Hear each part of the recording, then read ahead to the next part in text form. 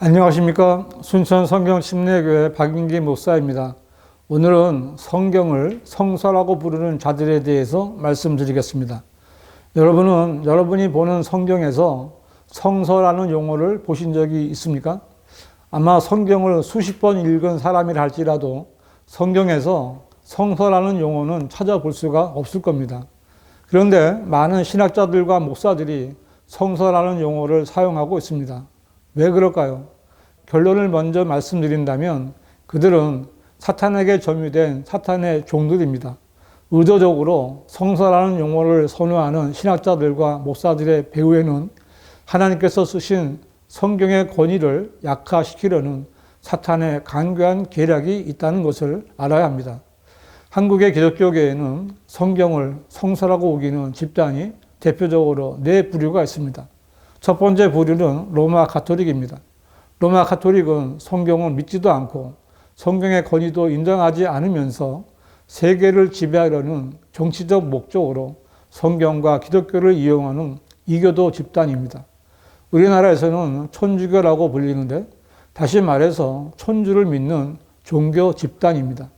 성경의 하나님은 창조주이십니다. 그러나 천주교의 천주는 하나님이라고 부르는 조물주입니다. 천주교는 기독교가 아니며 예수 그리스도를 믿는 채 하면서 마리아라는 여신을 숭앙하는 유사 기독교 단체입니다. 로마 가톨릭은 자기들이 예수 그리스도와 무슨 연관이 있는 것처럼 입으로는 예수니 그리스도니 말하고 있지만 그들은 하나님께서 세우신 교회와는 전혀 상관이 없는 자들입니다. 성경은 그가 어떤 사람들은 사도로, 어떤 사람들은 선지자로, 어떤 사람들은 복음 전도자로, 어떤 사람들은 목사와 교사로 주셨으니 라고 했는데 여기에 언급된 직분은 하나님께서 교회를 섬기는 성도들에게 주신 직분입니다. 그러나 로마 가톨릭에는 이런 직분이 없습니다. 그 대신 사제, 주교, 대주교, 추기경들을 두고 있고 그 위에 교황이 있는데 그들은 교황을 파파, 그리스도의 대리자, 교회의 머리라고 부르면서 하나님 아버지와 교회의 머리가 되시는 예수 그리스도를 모독하는 가증한 이교도 집단입니다. 한국에 뿌리를 내린 로마 가톨릭은 자신들의 종교를 천주교라고 불렀고 천주교 신자들의 신은 천주이며 그들의 교회는 성당으로 예배를 미사로 목사를 사제라고 불렀고 성경을 차마 성경이라 부르지 못하고 성서라고 부릅니다. 하나님께서 그들의 더러운 입으로 성경을 함부로 논하지 못하도록 그렇게 하신 것입니다. 성경은 로마 가톨릭에 대하여 신비라, 큰 바빌론이라, 땅의 창녀들과 가증한 것들의 어미라고 그 정체를 밝혀주셨는데 로마 가톨릭은 그리스도의 신부를 흉내내는 창녀교회이며 그 머리는 이 세상의 신인 사탄입니다. 성경을 성서라고 우기는 두 번째 집단은 여호와의 증인들입니다. 여호와의 증인들은 파수대나 깨어라라는 월간지를 들고 다니면서 포교 활동을 하며 교회가 아니라 왕국 회관이라고 부르는 곳에서 모임을 갖는 사람들인데 이들은 이름부터가 하나님과 상관이 없는 자들임을 알 수 있습니다. 왜냐하면 지금 이 시대는 여호와의 증인이 아니라 그리스도의 증인이 필요한 때이며 왕국이 아니라 교회 시대이기 때문입니다. 여호와의 증인들은 지옥을 무덤이라고 합니다. 그들은 모든 사람은 죽어서 무덤에 가서 잠이 들었다가 최후 심판 때 모두 무의식 상태로 있던 잠에서 깨어난다고 합니다. 여호와의 증인들은 지옥을 너무나 두려워하기 때문에 지옥을 부정하지만 그들은 죽는 즉시 지옥에 갈 수밖에 없습니다. 여호와의 증인들 가운데는 구원받은 사람이 없습니다. 왜냐하면 그들은 예수 그리스도를 하나님과 동등하신 하나님의 아들로 믿지 않기 때문입니다. 여호와의 증인들은 원래 존재하는 한 분 하나님이신 여호와가 있고 그 하느님께로부터 태어난 다른 하느님이 예수 그리스도라고 주장합니다. 여호와의 증인들은 예수 그리스도를 하나님으로 믿지 않고 하나님의 피조물 가운데 첫 태생이라고 믿는 것입니다. 그러나 이것보다 더 예수 그리스도의 신성을 모독하는 말은 없습니다. 왜냐하면 예수님께서는 육신으로 나타나신 하나님이시며 사람들의 경배를 받으신 하나님이셨기 때문입니다.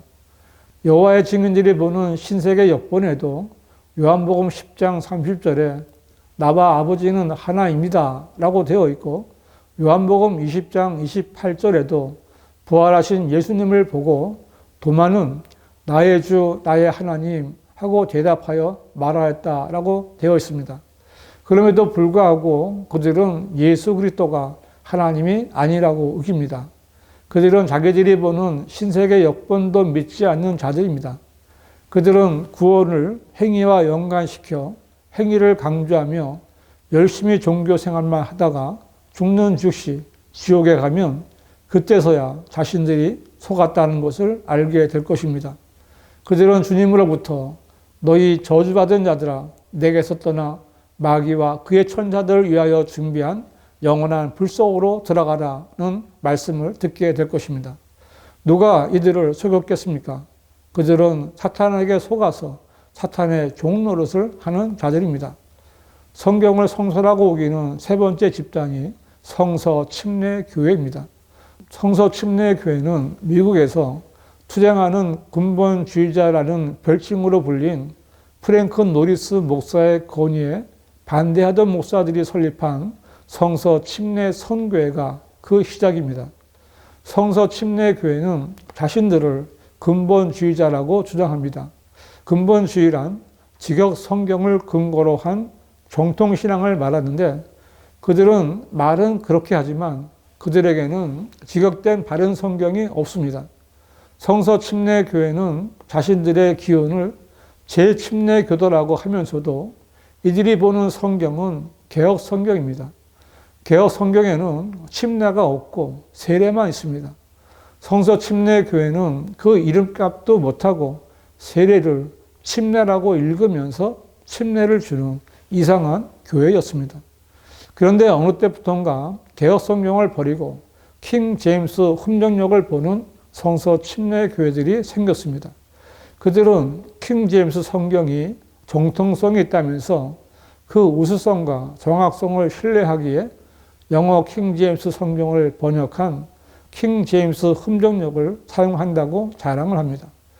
이들은 이제야 자신들의 이름에 맞게 세례가 아니라 침례로 표기된 성경을 찾았다고 좋아했을지 몰라도 흠정역은 그들이 보던 개역 성경과 같은 부류의 성서에 불과합니다. 그들은 흠정역이 개역 성경처럼 없음이라는 구절이 없다는 것을 발견했지만 자신들의 신조대로 절대적인 권위에 맞는 성경인지 확인할 수 있는 영적인 안목이 없었기에 이름만 보고 킹 제임스 흠정역을 선택했을 것입니다. 이것이 성서 침례 교회의 한계입니다.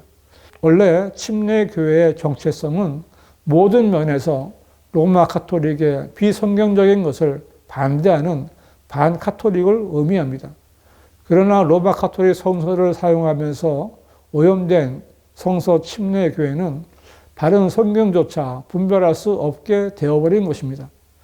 하나님께서는 모든 사람이 구원을 받고 진리의 지식에 이르기를 원하시느니라고 말씀하셨는데, 개역 성경이나 성서 침례 교회가 선택한 흠정역에는 진리의 지식이 없습니다. 왜냐하면 변개되고 삭제된 성서에는 하나님께서 조명을 주시지 않기 때문입니다. 자기들 마음대로 성서를 선택한 성서 침례 교회는 사탄에게 점유당한 배교한 교회입니다. 성경을 성서라고 우기는 네 번째 집단은 대한성서공회입니다. 대한성서공회만큼 한국 기독교사에 악한 영향력을 끼친 집단은 찾아볼 수가 없습니다. 대한성서공회는 현재 대부분의 한국 교회가 사용하고 있는 개역 한글판 성경, 새번역, 표준 새번역, 공동번역 성서, 공동번역 개정판, 개역 개정판 등을 발간했는데, 이름은 여러 가지지만 그 뿌리는 하나같이 변개된 로마 카톨릭 성서입니다. 대한성서공회에서 발간한 삭제되고 첨가되어 변개된 성도들로 인해서 한국의 기독교는 성경이 없는 교회가 되어버렸고 사탄의 교리에 장악된 교회들이 세워졌습니다. 대한성서공회는 비영리적으로 기독교 성서를 번역, 출판, 반포하는 데 그 목적이 있다고 주장하지만 실제로는 성경이 아닌 여러 가지 성서를 발행하여 돈을 버는 것이 목적입니다.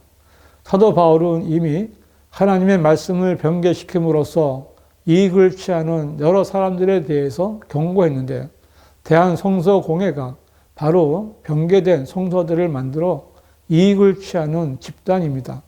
대한성서공회는 설립된 이래로 개혁 성경을 독점 발간함으로써 판권으로 많은 이익을 얻고 있었는데 개혁 성경의 판권이 2012년에 끝남에 따라 개혁 성경을 대체하여 계속 돈을 벌 목적으로 1988년에 개혁 성경을 개정했다는 개혁 개정판을 만들었습니다. 개혁 개정판을 본 각 교단 신학자들과 목사들은 처음에는 합당한 번역이 아니라고 거부했지만 무슨 연유에서인지 어느 날부터 개혁 개정판을 강론용으로 사용할 것을 선언했고 지금은 대부분의 교회가 개혁 개정판을 사용하고 있습니다.